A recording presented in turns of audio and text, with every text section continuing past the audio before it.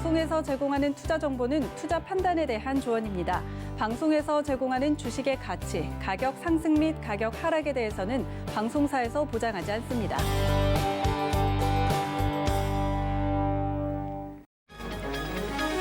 이 시각 헤드라인 뉴스입니다. 막판까지 대선 뒤집기를 시도하고 있는 트럼프 대통령의 압박에 마이크 펜스 부통령이 곤혹스러워하고 있습니다. 트럼프 대통령이 투표 결과를 확인하는 상하원 합동회의에서 바이든 당선인의 승리를 뒤집으라는 공개적 압박을 했기 때문입니다. 정부가 코로나19 3차 확산 피해 지원금 90%를 설 명절 전까지 지급하기로 했습니다. 미국 모더나의 코로나19 백신 2천만 명분 등 백신 구입비 1조 원은 계획대로 지급하기로 했다고 밝혔습니다. 코스피 지수가 6일 장 초반 사상 처음으로 3,000선에 오르며 새 역사를 썼습니다. 지난 한 해 동안 코스피 시장에 47조가 넘는 돈을 쏟아부은 동학개미는 새해에도 2조가 넘는 주식을 사들이며 지수 상승을 견인하고 있습니다. 카카오 엔터프라이즈가 산업은행으로부터 1,000억 원의 투자를 유치했다고 발표했습니다. 카카오 엔터프라이즈의 기술력과 성장 잠재성, 디지털 트랜스포메이션 지원 역량 등을 높게 평가한 결과라는 것이 회사 측의 설명입니다. 네, 시청자 여러분 안녕하십니까? 오늘장 내일장 출발합니다. 한시정입니다. 정말 역사적인 날이라고 할 수가 있겠죠. 또 코스피가 이렇게 3,000선을 돌파를 했습니다. 1,000포인트는 지난 1989년 그리고 2,000포인트는 지난 2007년 7월 15일에 돌파를 했었다고 하는데요. 이렇게 기록적인 날은 좀 메모를 해두고 기억해 보는 것도 좋을 것 같습니다. 그때 당시와 현재 공통점이라고 한다면 대량의 유동성 자금이 우리 시장에 들어왔다라는 건데요. 하지만 아쉽게도 1,000포인트, 2,000포인트가 돌파하고 난 뒤에는 지수의 흐름이 그다지 좋지 못했다고 합니다. 하지만 이번에는 좀 다른 분위기인 것 같습니다. 계속해서 개인들이 이끌어주고 있는 시장, 개인들이 이끌어줄 뿐만이 아니라요. 미래 산업 전반에 대해서 투자가 확대되고 있는 상황입니다. 반도체, 2차 전지, 그리고 전반적으로 신재생 등 긍정적인 시그널들이 들어와 주고 있기 때문인데요. 그래서 오늘장, 내일장 여러분들과 함께 더 알찬 소식 준비를 해봤습니다. 02-3153-2611 그리고 2612번으로 전화 주시거나 100원의 정보 이용료 포함되는 샵 0082로 문자 보내주시면 이어서 종목 상담도 가능합니다. 또 금일본 방송에서 제공해드리는 정보는 투자 판단에 대한 조언입니다. 해당 종목의 가치와 수익률 보장해드리지 않는다는 점 참고하시기 바라겠습니다. 자, 그럼 바로 이어서 오늘장 이슈들 알아보도록 하겠습니다. 펠리즈 투자인 리서치 김민수 대표 연결돼 있습니다. 안녕하세요. 네, 안녕하십니까. 네. 오늘 기쁜 날이라고 할 수가 있을 것 같습니다. 또 감회가 새로우실 것 같은데 이제 국내 개인 투자자들이 보통은 연말에 매도를 하고 다시 1월이 되면 매수를 시작하는 해기도 하죠. 시기이기도 하죠. 근데 올해는 좀 다른 것 같습니다. 지금 몇 거래일째 계속해서 개인 투자자들의 매수세가 많이 들어오고 있는 것 같은데요. 작년 12월부터 이렇게 수급 동향들을 좀 한번 체크해 주시죠. 네, 작년 얘기긴 하지만 그래도 작년과 올해가 뭐 따로 떨어진 해는 아니죠.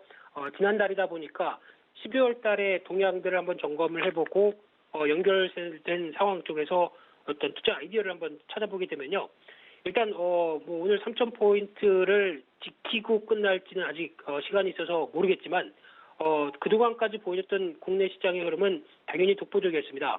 특히 미국의 S&P 500보다 특히 과거에는 미국 증시가 올라도 우리는 하락했던 경험이 상당히 많죠. 근데 그와는 반대로 미국은 조정해도 우리만 올라가는 이런 변화가 최근에 보이기 시작하면서 12월까지만 본다고 하더라도 다른 글로벌 증시보다 탁월한 흐름을 보여줬고요.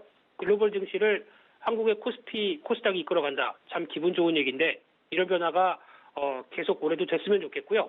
그런데 이제 투자자별 12월 달까지 매매 동향을 보게 되면 한마디로 코스피는 개인들이 끌었고요. 코스닥은 살짝 외국인들이 좀 끌면서 지수를 이끌었다라고 볼 수 있는데 이따가도 말씀드리겠지만 외국인들이 코스닥에서 매수하는 주체적인 흐름들은 어떤 바이오 쪽의 종목이다 보니까 조금 좀 한별적인 움직임이라고 하더라도 일단 가장 큰 변화는 그래도 개인이 주축이 돼서 12월 장도 이끌었다라고 정리를 할 수 있을 것 같고 마찬가지로 지금도 그렇죠. 그럼도 그런 변화가 나오고 있는데요.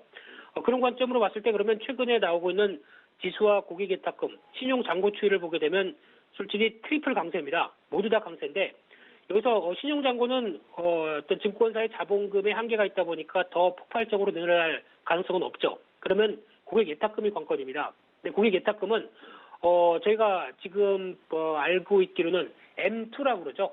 시장에 풀려 있는 유동성의 돈이 얼만큼 있느냐라고 광의의 유동성을 평가할 때 쓰는 지표인데 3,150조가 있습니다. 그중에서 예금 적금 쪽으로 들어간 게 750조가 있는데 지금 공익 예탁금은 68조 70조가 안 됩니다. 그렇다고 하게 되면 시장이 계속 강한 모습들을 보여주게 되면 점점 더 예적금에서 예탁금으로 넘어온다라고 하게 되면 그중에서 10%만 넘어와도 지금 예탁금의 2배가 됩니다. 그럼 시장이 어떻게 될까요? 그런 쪽도 한 번쯤 생각해 보셔야 되겠죠. 그래서 지금 시장의 변화가 꾸준히 나오고 있는 저희가 역사적인 순간에 계속 들어와 있다라고 보여지고 있고요.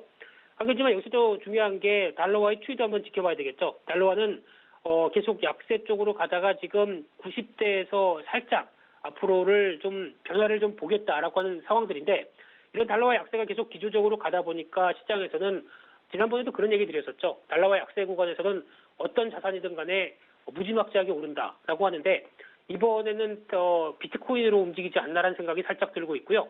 비트코인 가격이 벌써 최근 들어서 빠르게 상승하면서 이런 변화를 가져오고 있는데 워낙 변동성이 큰 흐름이다 보니까 제가 뭐라고 말씀을 못 드리겠습니다만 달러와 약세 때 탄력을 받을 수 있는 하나의 대체 자산이다. 한 쪽으로는 관심은 필요하다고 생각 들고 있고요. 그와 함께 또 업종별 투자자별 매매 동향을 한번 살펴보게 되면은 일단 개인은 전기전자 업종에 집중했습니다. 그래서 삼성전자, SK하이닉스를 비롯한 IT주를 개인들이 끌었다고 보여지고 있고요. 그 밖에 금융주를 매수를 더 많이 했는데 좀 재미가 살짝 없죠. 네, 그럼에도 불구하고 계속 가치 투자적인 입장 쪽에서 들어오지 않나 생각되고 있는데 아직 변화가 나오기 전까지는 너무 이쪽에 집중하시지 않는 전략이 낫지 않을까 생각되고 있는데 차라리 증권주는 괜찮습니다. 근데 나머지는 조금 더 고민해봐야 될 것 같고요. 외국인들은 화학 쪽, 대표적으로 2차 전지 섹터죠. 이쪽을 강하게 매수하고 의약품 쪽의 매수가 강했는데 기관도 의약품 쪽에 매수를 하고 있습니다. 그러다 보니까 최근에 아마 의약품이라고 해서 제약바이오 모두가 아니고요. 선별적인 대표적인 이번에 백신과 관련된 쪽에 효과를 낼 수 있는 녹십자, 한미약품 이런 종목들이 타겟이 되지 않았나 생각이 들고 있고요. 그 밖에 건설 쪽에서 매수를 계속 팔아도 매수를 보이는 쪽은 건설 쪽이었습니다. 건설 섹터다 보니까 기관에 대한 건설에 관심은 높다는 쪽으로 정리를 해서 말씀드릴 수 있을 것 같고요. 그러다 보니까 12월 달 외국인들이 순매수한 종목들 다시 한번 점검을 해보게 되면 2차 전지 쪽이죠. 그리고 또 NC소프트 같은 경우에 게임주도 눈에 띄고요. 그 밖에 IT 쪽에서 LG전자, SK하이닉스 같은 종목도 눈에 띄는데 코스닥은 대부분 바이오 쪽입니다. 그런 가운데 카페24 같은 경우 원익 IPS 이런 두 종목이 포함되어 있는데 그래도 외국인들이 순매수하는 종목 중에서 관심을 가져봐야 될 종목이라고 하게 되면 일단 무엇보다 카카오 눈에 띄고 있고요. 올해 횡보했습니다. 그러다 보니까 변화가 나올 가능성이 높겠다라는 쪽에서 눈여겨보셔야 될 것 같고요. 그 밖에 또 현대제철, 경기민감 쪽의 철강의 대표주자, 그리고 또 삼성전자가 올랐으면 삼성물산도 관심이 필요하겠죠. 그 밖에 한국콜마도 이제 기지개를 피는 분위기가 아닐까 생각되고 있고요. 그리고 이오테크닉스 서울반도체는 미니 LED TV 관련 쪽이죠. 이쪽도 한번 눈여겨보셔야 될 것 같고요. 또 기관이 순매수하는 종목들의 특징을 살펴보게 되면 기관도 카카오, NC소프트, 그리고 한국전력, LG전자까지 외국인과 거의 비슷하게 매수가 들어가고 있는 상황들이고 삼성물산도 마찬가지죠. 거의 외국인들의 매수와 거의 비슷한 모습들을 보여주고 있는 흐름들인데 그중에서 기관들은 삼성바이오나 녹십자 같은 종목 쪽에 좀 더 집중을 하면서 SK 같은 경우도 마찬가지고요. 지금은 약간 바이오주의 성격이 강하죠. 이런 변화를 매수를 하는 흐름들 쪽에서 상대적으로 기관은 코스닥의 소부장 종목들을 좀 더 관심 있게 더 챙기는 분위기고요. 그러다 보니까 동진세미캠 그리고 에코프로 BM 이런 에코프로 이런 종목들이 눈에 띄는 가운데 그래도 기관이 순매수한 종목 쪽에서 관심을 갖는다라고 하게 되면 물론 오늘 급등했지만 대한유화 같은 경우 조금 아쉽지만은 여전히 좀 저평가라는 국면으로 바라보고 있고요. 그 밖에 NC소프트 눈에 띄고 있고 일진머터리얼즈, RFHIC 같은 경우도 일단 단기적으로 좀 움직였다고 하더라도 추가적인 어떤 실적 변화는 좀 더 기대감이 높을 수 있겠다라는 관점 쪽에서 주목하시면서 보셨으면 좋겠습니다. 네, 12월에 수급 동향 살펴봐 주셨는데요. 아무튼 코스피는 계속해서 대형주 위주의 수급이 들어와 주고 있고 코스닥은 바이오주를 또 빼놓을 수가 없을 것 같습니다. 코스피는 3,000선을 이제 달성을 했는데 코스닥이 과연 1,000포인트를 갈 것이냐도 계속해서 보게 되잖아요. 그런데 이제 이렇게 되기 위해서는 무엇보다 실적이 좀 중요할 것 같아요. 계속해서 기업들의 실적이 나아져야 지수도 좀 단단히 받쳐줄 것 같은데 코스닥 1,000포인트 앞으로 어떻게 전망하시는지 또 기업들의 실적은 나아질 수 있을지 이를 뒷받침할 거로서 보시는지 어떻습니까? 네, 그렇습니다. 질문에 답은 된 것 같고요. 실적은 좋아질 것 같습니다. 특히 지금 시장에서 이제 3,000포인트까지 왔는데 보통 PER을 계산하게 되면 시장 PER, 즉 실적 대비한 주가는 너무 비싼 거 아니냐, 너무 많이 올라왔다라고 얘기하시는 분들이 있다고 하더라도 작년의 실적이 서프라이즈했었고 올해도 작년보다 훨씬 더 좋다라고 하게 되면 실적이 좋아지는 만큼 밸류는 낮아지게 되겠죠. 그런 관점으로 보게 되면 올해에 대한 기업들의 실적이 가장 또 눈여겨볼 수 있는 상황들인데 올해 실적은 작년보다도 그래도 선방했다는 작년보다도 코스피 기준으로 보게 되면 거의 한 46% 그리고 코스닥은 50% 이상 순이익이 더 늘어날 걸로 보여지고 있는 만큼 그에 따른 기대감은 시장에 지금 반영되고 있다라고 보시는 게 맞을 것 같고요. 그러다 보니까 올해 연간 순이익 전망치가 130조 원까지 육박된다라고 하게 되면 저희가 코스피가 연간 순이익이 100조 원이 넘었을 때가 지금까지 딱 두 번 있었는데 첫 번째가 반도체 관련된 쪽에 슈퍼 호황이었을 때 2017년도, 2018년도죠. 그때가 거의 다였고요. 이번에 다시 반도체 움직임과 함께 변화가 나올 가능성이 높지 않나라고 바라보고 있는데 특히 국내 증시는 다 아시는 것처럼 반도체 업황이 열일하고 있습니다. 그러다 보니까 반도체 업종이 전체 코스피 수익의 30% 이상을 담당한다라고 하게 되면 이런 분위기가 반도체가 잘 돼야 우리도 잘 된다라는 분위기로 나올 텐데 그런 쪽에서 보게 되면은 지금 최근에 부각받고 있는 반도체 쪽 특히 과거에 2017년도 18년도에 반도체 호황기에는 D램이 중심이었다고 하게 되면 지금은 좀 더 각기적인 부분들이 다 많죠. 즉 믹스가 좀 더 다양해졌는데 대표적으로 D램도 올해 나쁘지 않을 걸로 보여지고 있는 가운데 또 더 큰 역할을 할 게 그 파운드리 관련된 비메모리 쪽도 상당히 영향력을 키울 것이다. 라는 관점 쪽에서 눈높이가 높아간다고 봐야 되겠죠. 그래서 수출 증가율만 본다고 하더라도 2017년도, 18년도 나왔던 그 어떤 증가율 정도까지만 들어온다고 하더라도 지금보다 한 2배는 더 수출이 잘 된다는 얘기입니다. 그러다 보니까 이런 변화가 이어졌을 때 앞으로의 기대감은 더 커질 수 있겠다라고 바라보고 있는 상황들이고요. 그런 쪽으로 봤을 때 중 기업들의 실적에 대한 전망치를 한번 살펴보게 되면은 무엇보다 지금 삼성전자나 특히 SK하이닉스가 훨씬 더 작년보다 올해 탄력들이 더 좋아질 걸로 보여지고 있고요. 대표적인 자동차 쪽도 현대기아차 모두 다 작년에 아무래도 품질 관련된 비용을 반영하다 보니까 기저효과와 함께 빠른 또 변화가 나올 걸로 기대를 하고 있고요. 그 밖에 대부분의 시총 상위 기업들 50%대는 다 순이익이 늘어날 것이다 라고 바라보고 있는 입장 쪽에서 그래도 실적이 좀 호조될 것이다 라고 하는 기업들까지 또 세세하게 살펴보게 되면요. 무엇보다 가장 어떤 실적이 좋아질 걸로 보여지고 있는 SK 같은 경우 지금 CMO 성과와 함께 투자했던 부분들에 대한 기대감들이 높다 보니까 지금 주가의 반등도 눈여겨볼 수 있겠다라고 바라보고 있고요. 그 밖에 어떤 시클리컬 관련된 경기 민감 쪽의 대표적인 투자들 같은 경우도 현대제철, 롯데케미칼 이런 종목들부터 그리고 또 철강 쪽의 세아베스틸, 넥센타이어 전반적으로 다 실적 좋아질 걸로 보여지고 있는데 특히 눈여겨볼 게 실적은 올해 작년 기조과 함께 좋아지는데 특히 작년의 주가와 올해 주가가 그의 실적의 개선세에 좀 못 미치는 종목들 같은 경우는 눈여겨볼 수 있겠죠. 그래서 어떤 주가가 덜 올랐다, 실적은 좋아지는데 덜 올랐다라고 하는 부분들이 타겟이 되면서 종목들을 찾아보는 게 더 맞지 않나라는 생각이 들고 있고요. 그러다 보니까 지금은 실적에 대한 변화가 유동성과 함께 결합돼서 시세를 끌 수 있겠다라는 쪽에서 포인트를 맞춰야 될 것 같고요. 그런 관점으로 보게 되면 종목 쪽에서 카카오 눈에 띄고 있고 보통 2019년도 2천억대 영업이익을 보였던 회사가 작년에 한 2배, 올해도 거의 80% 이상 증가할 걸로 보여지고 있으면은 실적은 계속 성장하는데 주가가 좀 먼저 빠르게 움직였다. 하지만 조정이 좀 어떤 횡보가 길었다고 하게 되면 다음 단계는 다시 재차 상승 쪽으로 가닥을 잡겠죠. 그런 쪽으로 보게 되면 목표가는 한 50만 원대까지 가도 되지 않을까 생각이 들고 있고요. 또 하나 에코마케팅이라는 회사도 꾸준하게 성장하는 회사입니다. 그런데 성장주에 대한 관점 때문에 한번 조정을 깊게 받았다가 최근에 다시 어떤 저점을 다지고 올라오는 모습들인데 주주 친화 정책까지 이어진다라고 하게 되면 조정 시 계속 관심이 필요하다고 봐야 될 것 같습니다. 네, 이렇게 탑픽 종목까지 알려봐 주셨습니다. 자, 오늘 말씀 여기까지 들어보도록 하겠습니다. 고맙습니다. 네, 감사합니다. 네, 지금까지 펠리투자앤리서치 김민수 대표 오늘장 알아봤고요. 현재 객장은 어떤지 알아보도록 하겠습니다. 유한타증권 메가센터 분당점 백인범 과장 연결돼 있습니다. 안녕하세요. 네, 안녕하십니까? 네, 현재 뭐 객장 상황도 뜨거울 것 같은데요. 정확히 어떤지 좀 들어보고 싶어요. 어떻습니까? 네, 일단 오늘 수급 주체들 외국인과 기관 모두 양시장에서 좀 매도세를 보여주고 있는 가운데 여전히 오늘도 개인이 약 2조 원에 가까운 매수를 하는 모습입니다. 외국인 같은 경우 오늘 코스피 시장에서 카카오, 네이버, SK 하이닉스 등으로의 매수세가 특징적인 모습이었었고요. 코스닥 시장에선 실리콘웍스, 젠백스, 컴투스 등에 대한 매수세가 오전장 좀 특징적이었다 볼 수 있겠습니다.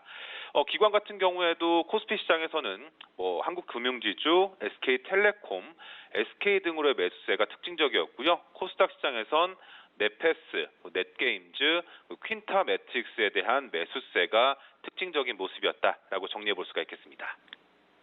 네, 이렇게 수급 알아봤고요. 오늘 시장 한마디로 정리를 해볼 텐데 오늘 장은 어떻게 정리가 될지 사실 예측이 됩니다. 어떻게 정리하셨나요? 네, 아무래도 오늘 기념비적인 날입니다. 코스피 3000 시대 개막으로 오늘장 한마디 좀 정해봤습니다.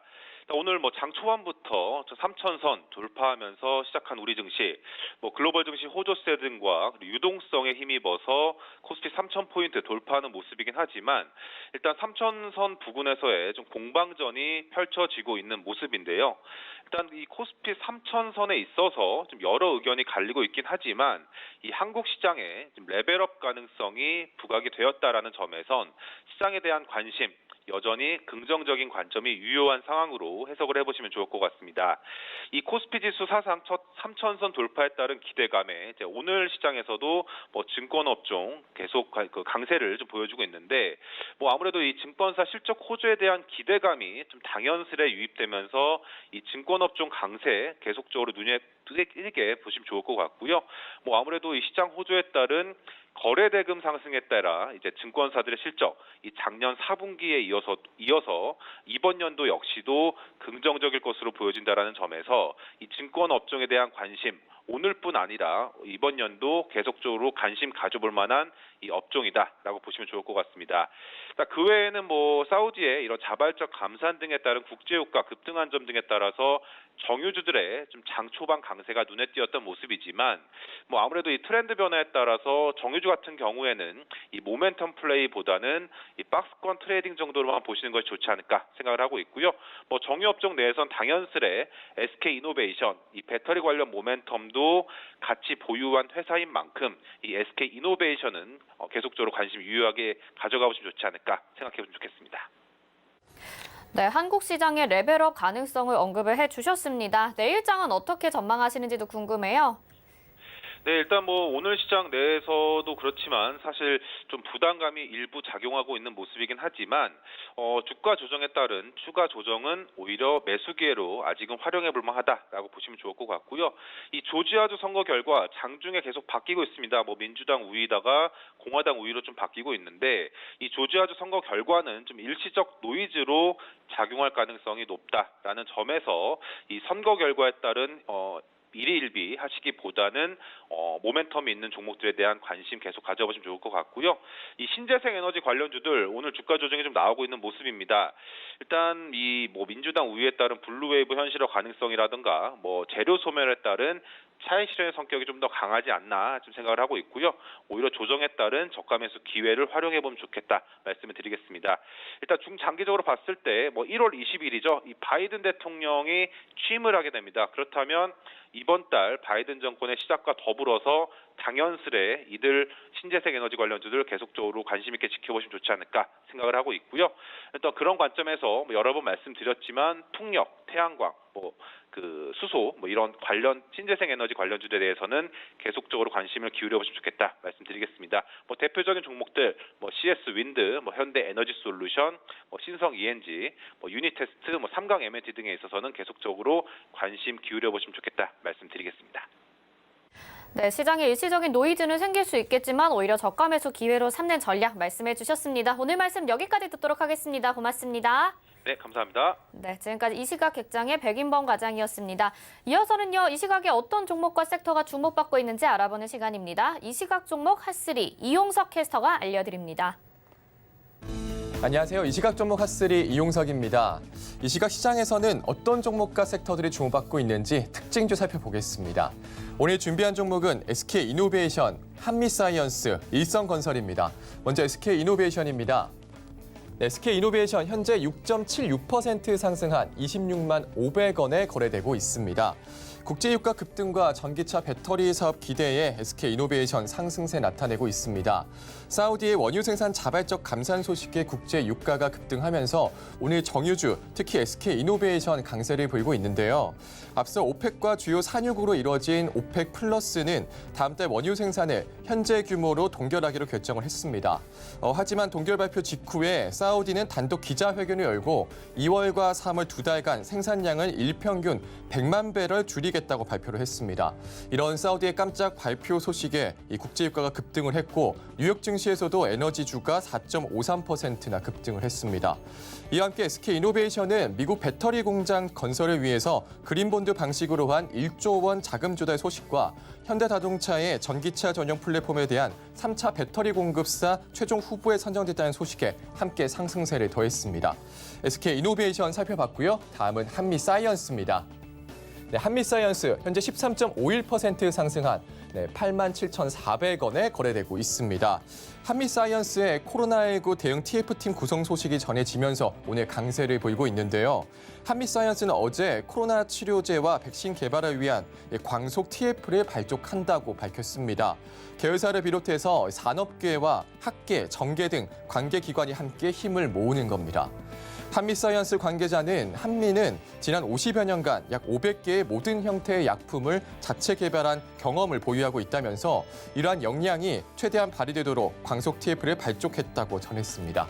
한미사이언스 살펴봤고요. 마지막은 일성건설입니다. 일성건설 현재 25.42% 상승한 1,480원에 거래되고 있습니다. 일성건설이 상승세 보이는데요. 이 450억 원대의 공사기간 연장 등 변경 계약 소식이 전해졌기 때문입니다. 또 이재명 관련주로도 꼽힙니다. 지난달 29일 이후에 5거래일 연속 상승세를 보이고 있습니다. 어제 일성건설은 남양주 다산지금지구 부지조성공사 수주 계약을 3개월 연장한다고 공시를 했는데요. 계약금도 452억 원으로 변경이 됐습니다. 이번 공사의 총 계약금은 약 904억 원입니다. 공사의 택지 조성 면적은 약 32만 평이고 위치는 경기도 남양주시 다산동 일대입니다. 이 일성건설은 토목공사와 건축공사, 아파트 분양 사업 등으로 성장한 종합건설회사입니다. 올해 3분기 누적 매출액은 약 2,410억 원, 누적 영업이익은 61억 원을 기록했습니다. 일성건설까지 살펴봤습니다. 지금까지 이 시각 종목 핫3였습니다.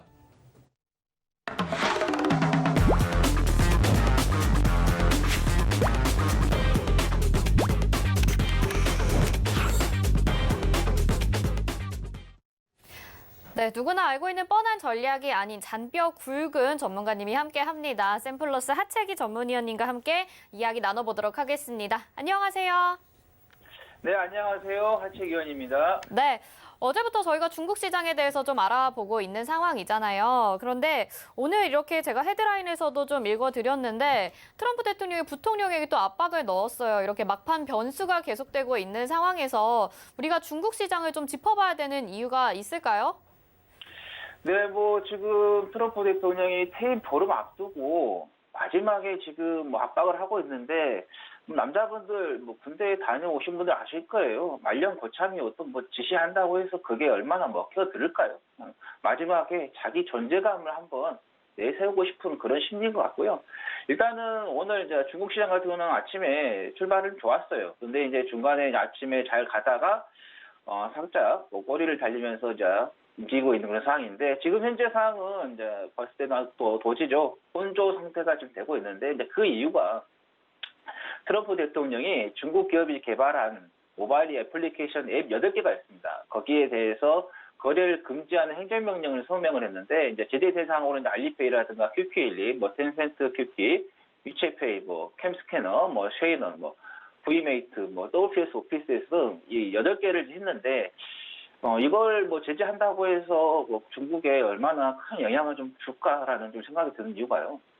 오늘 이제 세계은행에서 이제 보고서가 이제 발표가 됐어요. 올해 중국의 성장률이 7.9%로서 높은 경제 성장률을 나타나겠다라고 이렇게 좀 전망이 좀 나왔기 때문에 그래서 지금 어제 제가 여러분들께 방송을 출연해가지고 리포트를 보여드렸잖아요. 뭐 산업 생산량 같은 경우도 중국이 미국보다 훨씬 더 앞서서 회복하고 있는 그런 상태이고 또 내수적으로도 소비 판매가 지금 잘 이루어지고 있는 상황이다. 그리고 뭐 수출 같은 경우도 미국하고 독일 쪽으로 감소하고 있지만 전체적으로는 올라가고 있는 그런 부분이기 때문에 그래서 이런 제재한다고 해서 크게 흔들리지는 않을 것 같다라는 생각이 듭니다. 그래서 일단은 뭐 중국 시장에 대해서 더 붙여서 이제 말씀을 드리면은 제가 모든 투자자분들께 이제 일주 월 연봉이 있으면은 저는 이제 반대로 연봉, 월봉, 주봉, 일봉도 이렇게 이제 보시라고 좀 말씀을 좀 드리는데요.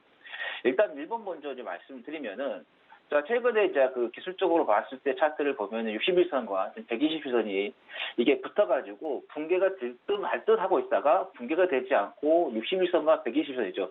61선이 추세선입니다. 아니, 수급선입니다. 그리고 120선은 추세선인데 이거 수급선과 추세선을 깨지 않고 올라가고 있는 그런 상태인데 자, 밑에서 보시면 아시겠지만 거래량이 지금 동반이 되고 있다는 게 우리가 지금 확인이 되고 있는 그런 상황인데 자 그러면은 여기에 월봉을 한번 가서 보겠는데요. 자 2015년도에 중국 시장이 올라갔을 때 많은 개인 투자자분들이 투자를 많이 하셨어요. 그리고 나서 좀 빠졌다가 한 5년 동안을 지금 계속해서 조정을 좀 주고 있는 그런 상황인데 자 여기 보시면은 2018년도 1월 달에 고점이었던 3,587포인트입니다. 뒷자리 숫자를 빼고 말씀드릴게요. 이것만 돌파를 하게 된다면은 5,178포인트까지는 매물대가 없다라는 거예요. 그래서 제가 2011년도에는 중국 시장을 좀 잘 봐야 된다는 이유가 이것만 돌파를 하게 되면 기술적 분석에서도 매물대가, 저항대가 없기 때문에 그렇기 때문에 중국 시장에 대해서 우리가 좀 관심 있게 보셔야 된다고 계속해서 말씀을 드리고 있는 거고 또 우리가 그 글로벌 시대이기 때문에 또 나라가 중국이 지금 28년도 되면은 경제 패권의 1등 국가가 된다고 하니까 또 글로벌 시대에 맞춰가지고 또 중국 시장을 또 투자를 하다 보면은 중국 뭐 시장에 대한 뭐 경제 구조라든가 뭐 정치에 대해서도 알고 가기 때문에 그게 또 중국에서 어떤 문제가 생겼을 때 빨리 우리가 또 대응할 수 있는 어떤 지식을 또 높여갈 수 있는 그런 상황도 되겠다는 말씀드립니다. 네, 그러면 토픽 종목으로는 어떤 것들을 추천해 주실 수 있을까요? 네, 오늘 뭐 중국 시장에서는 우주항공 관련한 종목들이 좀 강세를 보이고 있습니다. 뭐 중앙전자라든가 중앙엔진, 뭐 중앙헬리콥터 등 중국 쪽에서 위성 쪽에 관련된 투자를 하면서 관련된 종목들이 좀 강세를 보이고 있는데, 근데 또 이쪽 말고도 중국 쪽에서 자동차 쪽에다가 지금 정책이 하나 좀 나왔어요. 중국 정부 쪽에서 자동차에 대한 보조금 지원에 대한 이야기가 지금 나오고 있는데 관련된 종목으로서 균순전자를 말씀드리겠습니다. 코드 번호는 600, 699고요. 약간의 그 증권사마다 종목명이 다를 수가 있으니까 코드 번호로 여러분께서 확인하시는 게 훨씬 더 좋겠다는 말씀드리겠고 이거는 이제 상해 중국 A주에 좀 상장이 되어 있는 자동차 부품 회사가 되겠다라는 말씀드리겠고 이 회사 같은 경우는 2009년도부터 해서 적극적으로 M&A를 시작을 했습니다. 그래서 독일의 유명한 자동차 부품 회사인 프레인을 좀 인수를 했고 그 뒤로도 이제 로봇 관련 회사인 IFA를 좀 인수를 했고 그 다음에 미국 회사의 TS라든가 KSS 인수했고요. 그 다음에 최근에는 일본의 타카타를 인수를 하면서 글로벌 시장에서요 30%의 그 비중을 차지하는 안전장치 업체가 좀 되겠습니다. 그만큼 시장에서도 비중을 좀 많이 차지하고 있는 그런 회사가 좀 되겠고, 그 다음에 아까 제가 중국 정부 쪽에서의 그 농촌 지역 쪽에 대한 정책이 나왔다고 했는데, 이제 구체적으로 좀 말씀을 좀 드리면은, 미국 정부 쪽에서 농촌에 거주하고 있는 분들에게 신차를 구입하게 되면 보조금을 지원하고 또 중고차를 신차로 바꿀 때도 보조금을 지원한다. 그래서 소비를 확 촉진하기 위한 정책이 지금 나오고 있다. 그래서 지금 자동차 관련된 종목으로서 비아드라든가 장성 자동차 같은 경우도 좀 최고가를 깨면서 계속해서 가고 있습니다. 그래서 이 중국의 자동차 시장의 펀더멘털이 개선이 되고 있는 그런 상태가 좀 되고 있다는 말씀드리겠고, 그다음에 이 자동차가 회사가 테슬라하고도 관련이 되고 있어요. 2018년부터 테슬라 미국 공장의 공급사로 선정이 돼가지고 공급을 좀 하고 있고, 또 최근에는 테슬라가 중국에다가 계속해서 투자를 좀 하고 있는 상황인데, 20년도에 상해 공장의 모델 3라든가 그다음에 모델 Y 쪽에서의 안전장치에 지금 공급을 좀 하고 있는 그런 상황이고, 그다음에 폭스바겐 그룹에서의 MEB 플랫폼이죠. 중국 지역으로서의 배터리 관리 시스템에 대한 수주를 하고 있다 해서 전기차 관련된 부분에서도 좀 보시면 될 것 같고, 아까 제가 뭐 로봇 관련된 회사도 인수했다고 했지 않습니까? 그래서 로봇 관련된 부분,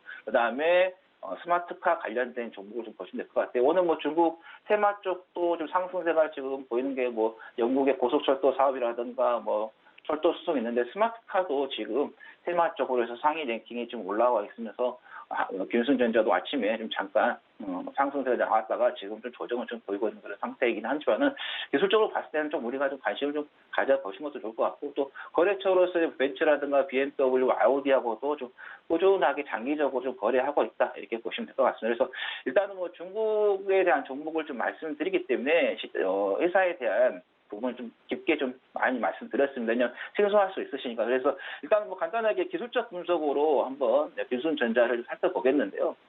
자, 작년이었죠. 재작년이 되겠네요. 2019년도에 한 14위안 정도에서 32위안까지 급등을 했어요. 뭐 100% 이상의 단기적으로 급등이 나왔는데, 자, 이 저점과 고점을 잘 비교했을 때, 고점에서 떨어지는 그 가격대, 그 바운드를 한번 걸쳐가는 그런 가격대를 한번 살펴보면요.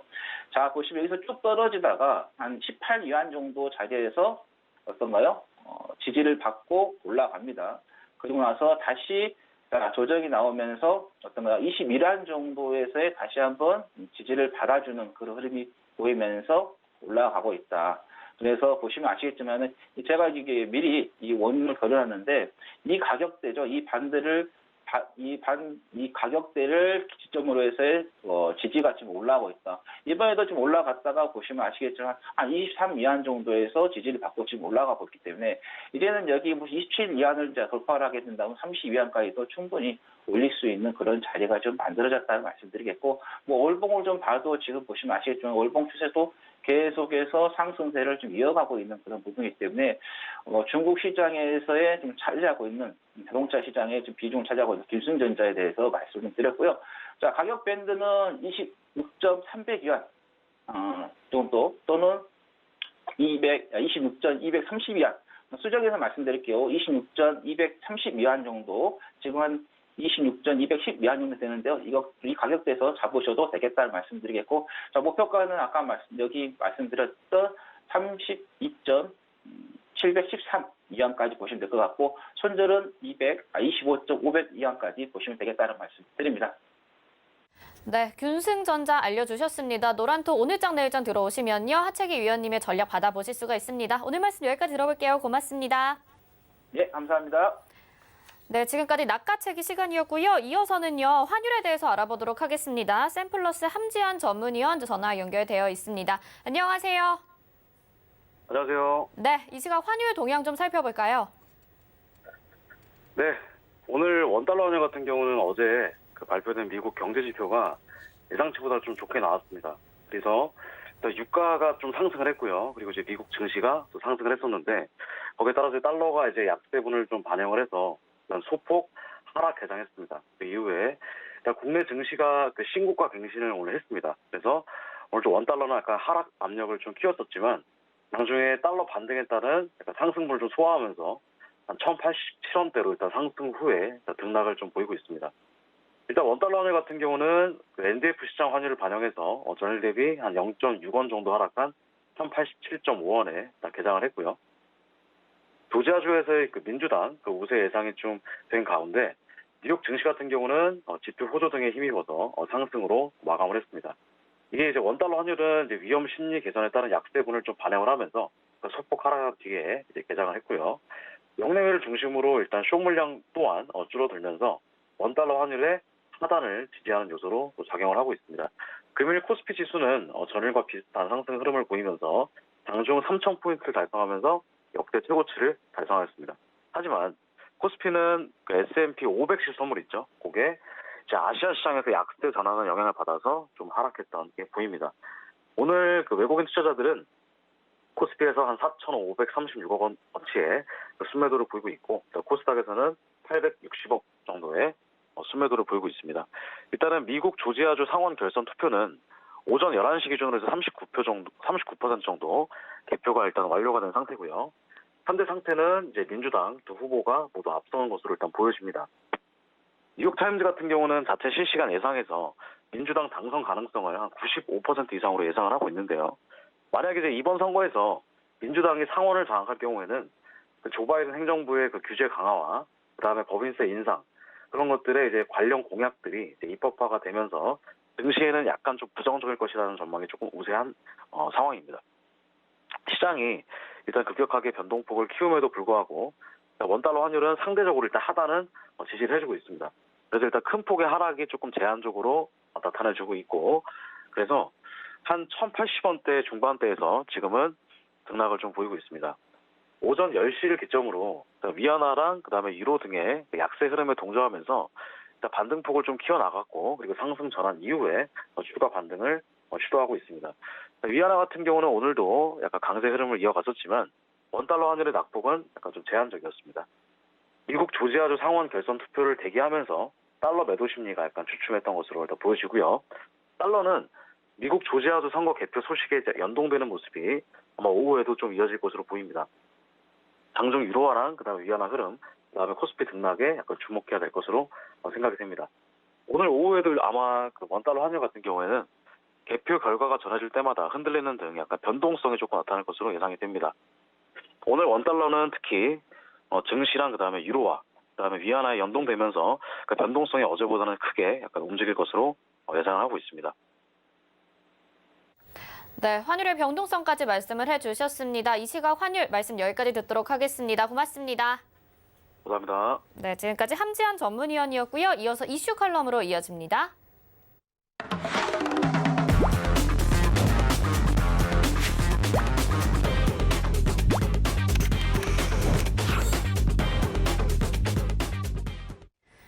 네, 시장의 핵심 이슈 짚어보는 이슈 칼럼 시간입니다. SPM의 김영진 대표와 함께합니다. 안녕하세요. 안녕하십니까. 네, 코스피 3,000포인트 넘어가면서 개인 투자자들도 물론이고 저도 굉장히 짜릿한 느낌을 받았습니다. 대표님 앞으로 이렇게 3,000포인트 이상의 주가들, 지수들 어떻게 갈지 어떻게 전망하시나요? 네, 괜찮다라고 보는데요. 단기적으로는 이제 점검할 점도 있을 테니까요. 오늘은 중기적으로는 항상 긍정적이다 이렇게 말씀을 드렸지만 이제 실전으로 들어서서 올해에 들어섰기 때문에 이제 좀 조심할 점은 어떤 점이 있는가 그걸 좀 살펴보겠습니다.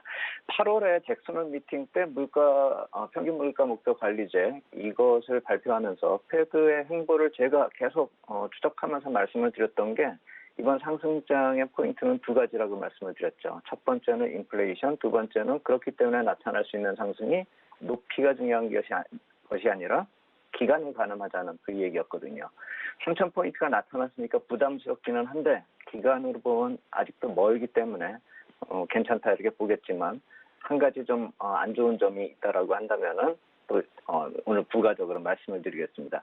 기간의 관점에서 봤을 때 경기 반전 국면에서 나타나는 주가 강세이기 때문에 한국이 경제 확장 국면에 진입했고 중국이 따라왔고 그리고 미국은 1분기 후반 전후해서 확장 국면에 진입을 하죠. 그렇기 때문에 한국 기준으로 따지면 작년 4분기부터 올해 1분기가 탄력이 강한 것이고 미국 기준으로 보면은 1분기 말에서 2분기 초 이쪽이 중요하다고 보는 것이죠. 그래서 기간으로 보는 것은 중기적 시각이다. 그래서 긍정적이다. 이러한 배경이 있다. 이 말씀을 드리는 것이고 단기적으로 보면 불안정이 아까 말씀드리려고 했던 것은 12월 후반부터 나타나고 있는데 지나친 수급 쏠림 현상, 이거는 좀 우리가 주의할 필요가 있지 않을까 이렇게 생각이 됩니다. 작년 12월부터 오늘 오전 12시까지 제가 투자 주체별 수급 현황을 뽑아보니까 개인 매수가 12월부터 12월 한 달 동안 3.7조 그리고 올해 들어가지고 오늘 12시까지 2.9조였는데 지금 그 이후로 더 많이 샀으니까 늘어났겠죠. 어쨌든 12시 기준으로 합치니까 6.7조가 나오는데 외국인은 2.4조 매도, 그리고 금융회사가 4.4조 매도 이렇게 나타나고 있습니다. 그래서 그냥 매도한 것인가 이걸 따져봤을 때 투자 주체별로 수급 동향을 표로 만들어 보면 약간 좀 이해가 쉬운데 개인이 나타났었던 푸른색 선 이것은 계속 누적으로 이렇게 살펴봤을 때 매수세가 계속 이어지고 있는 그런 모습인데 빨간 박스권으로 이렇게 보면은 우리가 좀 매도가 나왔었던 것을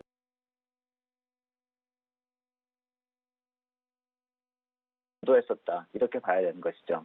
붉은색 선이 외국인인데 한 그 당시에 2조 8천억 정도를 사가지고 11월 장세를 주도하였고 12월에 매도를 반전한 이후에 매도가 지속되고 있는 것인데 외국인 투자자 12월 매도 반전을 하였겠지만 전체적으로 저 10월부터 이렇게 따져서 보면 아직은 순매수를 유지를 하고 있는 것이고 금융회사 같은 경우는 푸른색 선인데 주구장창 계속 매도를 하고 있는 것이죠. 그렇다면은 4조 7천억 정도 매도가 좀 지속이 되고 있는 것인데 금융회사가 이렇게 매도한다고 해서 개인하고 외국인이 매수했었던 그 모습이 잘못됐다. 아니면 개인이 유독 매수를 많이 하기 때문에 투자가 잘못되었다.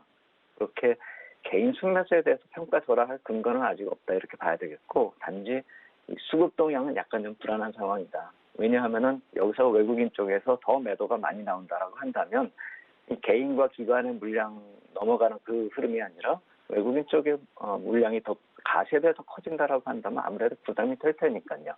그래서 개인이 여태까지 한 그런 매수 모습에 대해서 평가 전환할 필요는 없겠지만 우리가 수급 동향이 더 악화되는지는 좀 기본적으로 살펴봐야 되겠고 글로벌 시장과의 지나친 역디커플링이 지금 나타나고 있죠.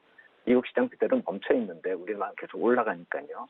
그 이격이 단기적으로는 너무 커졌다라는 점, 이 기술적으로 이런 점도 우리가 좀 약간 부담스럽다 이렇게 볼 필요가 있겠다 이렇게 말씀을 드리겠습니다.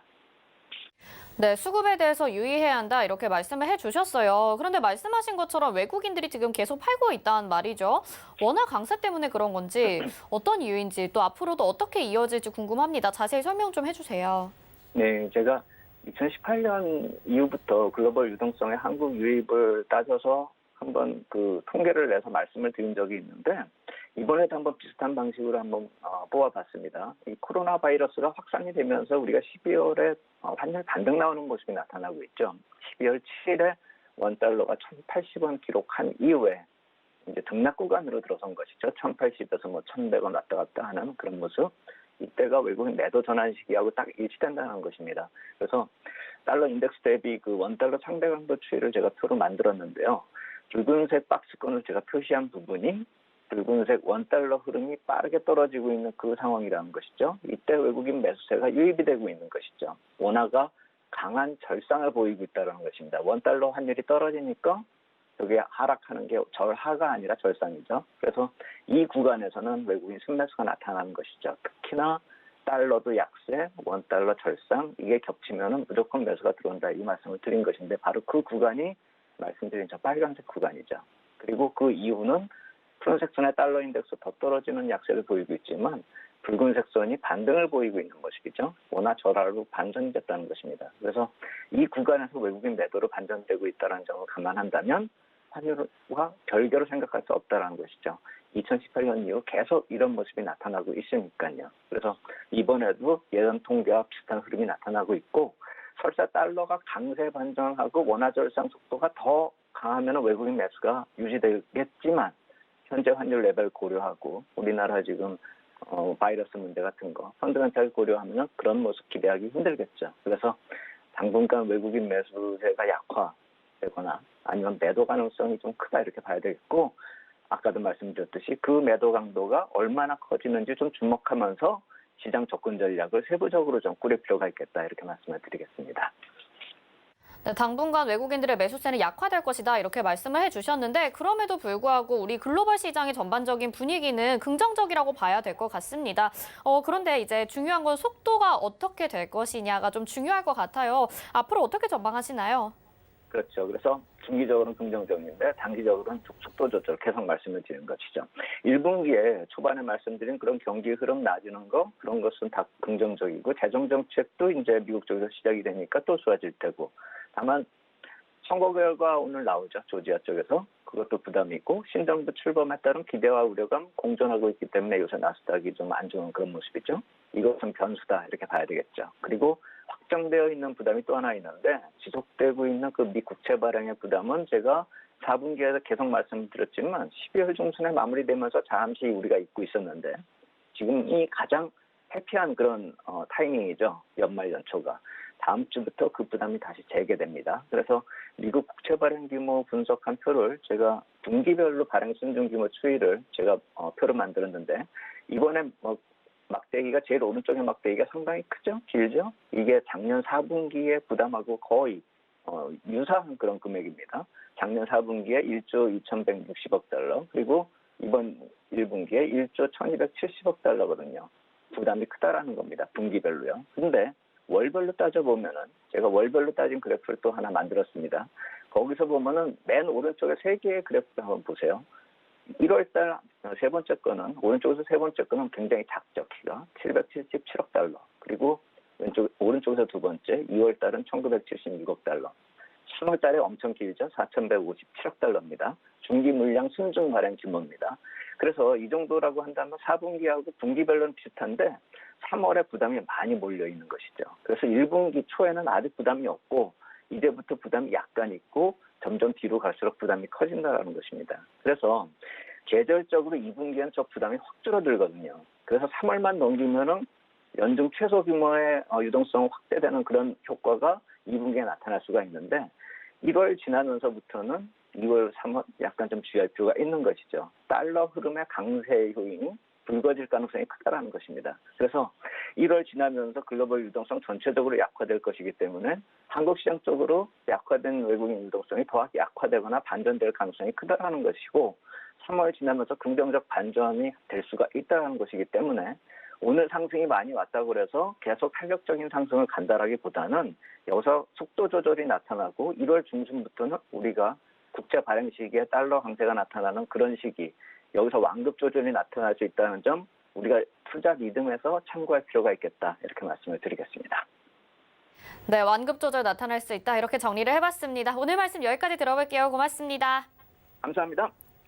네, 지금까지 이슈 칼럼의 SPIM 김영진 대표였습니다. 이어서 도너 리포트로 이어집니다.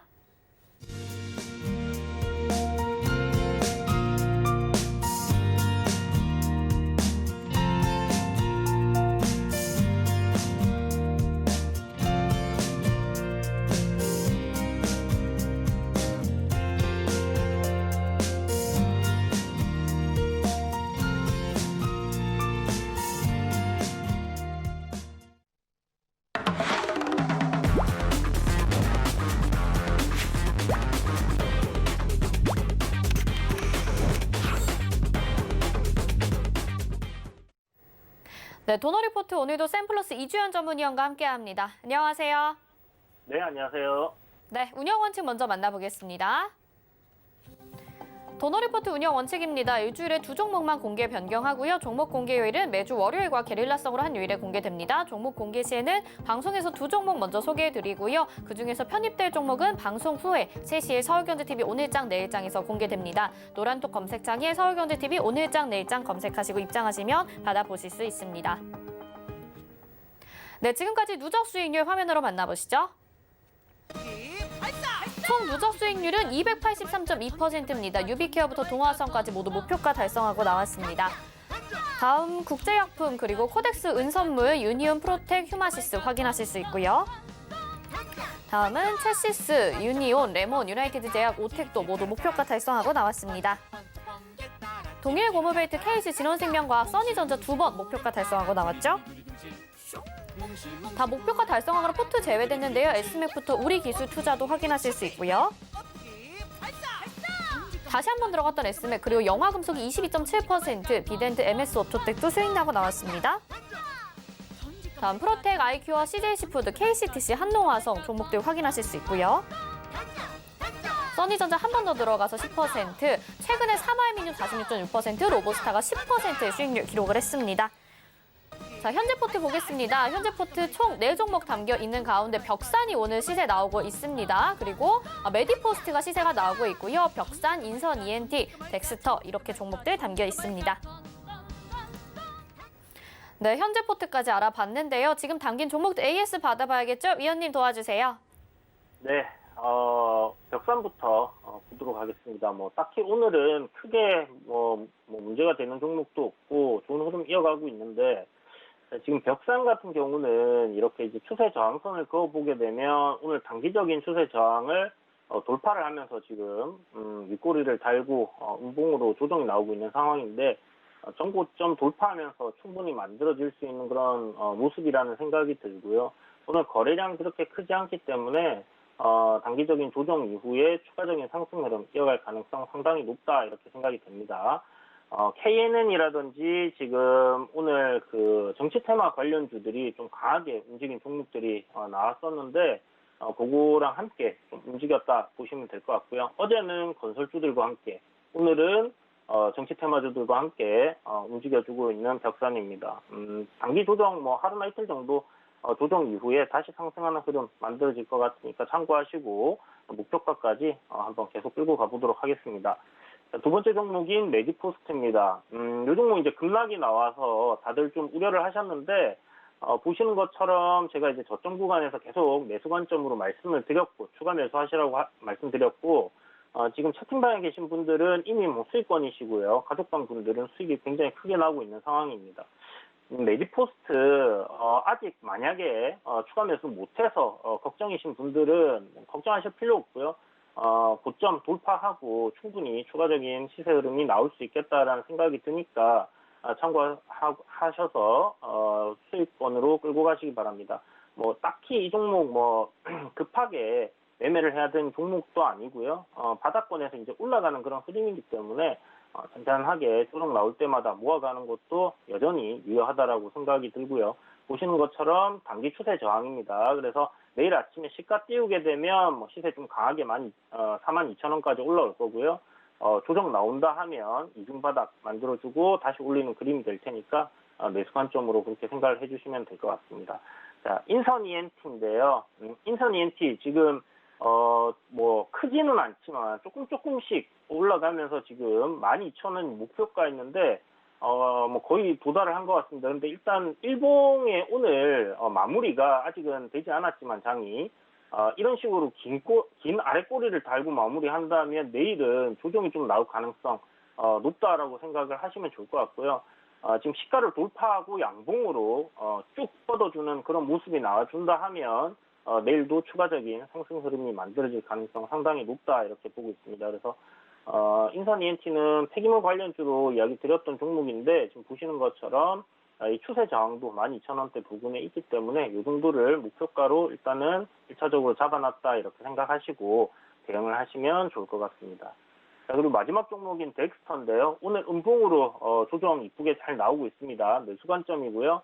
종가좀 분할 매수 들어간다 생각을 하시고 여기서부터 이렇게 조정 나오는 부분은 여러분들 한 5,800원까지는 매수 관점으로 한번 접근을 해보시는 게 좋겠다. 이렇게 도노리포트 오늘 4종목 진단 드렸습니다.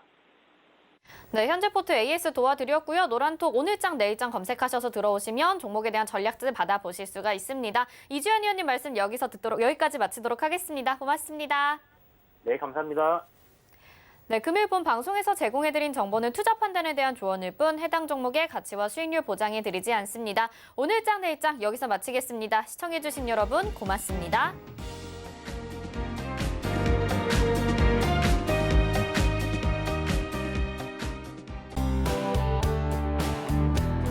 본 방송에서 제공하는 투자 정보는 투자 판단에 대한 조언입니다. 방송에서 제공하는 주식의 가치, 가격 상승 및 가격 하락에 대해서는 방송사에서 보장하지 않습니다.